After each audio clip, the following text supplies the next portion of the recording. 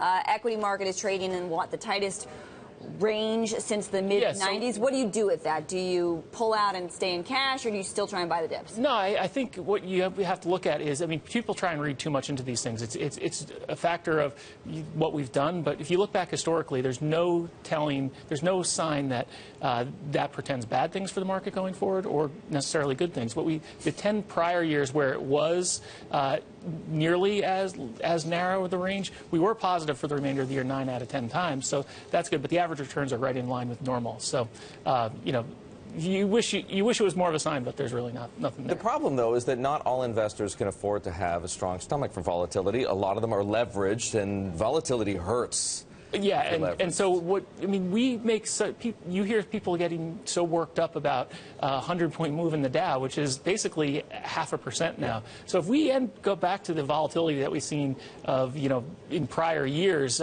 more historically, I think you're going to see a lot of investors are going to be, you know, get upset stomachs about that, and it's going to just feed on itself. What do you think about valuations where we are here? You know, a lot of investors look at Look at record margin debt and say markets are frothy. All right, so valuations are above average. There's no way slicing it that the market is cheap right now. You are in a bull market, and towards the end of a bull market, valuations typically do get expensive. So it's not a major worry. Margin debt, what people talk about, you know, that's a big boogeyman, record levels. You hear that pretends a market decline because you saw it in 2007 and 2000, but nearly a quarter of all margin readings historically going back to the 50s have been record levels. So I mean, margin debt goes the same way as the market, and it tracks very closely. Paul, what do you like to use to gauge equity market valuations? What's your preferred indicator? Well, we use a compilation of things. We want to look at breadth in the market. We want to see, you know, track what real-time indicators of the economy are doing, what real-time indicators of sentiment. So you know, jobless claims is a weekly data point we get. That's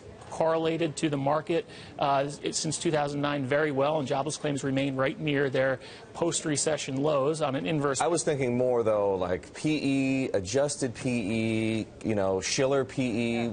Well, the Shiller PE gets a lot of talk, and we're so overvalued on that. But it's looking at the past. It's looking at 10 years, and if I could say, like, if I could be like the way I was 10 years ago, I'd want to be that way too, because, you know, as time goes on, things change, and so we don't tend to focus on that. The average market valuation average is about 16 times earnings. We're trading above that now, but it's not egregiously above average.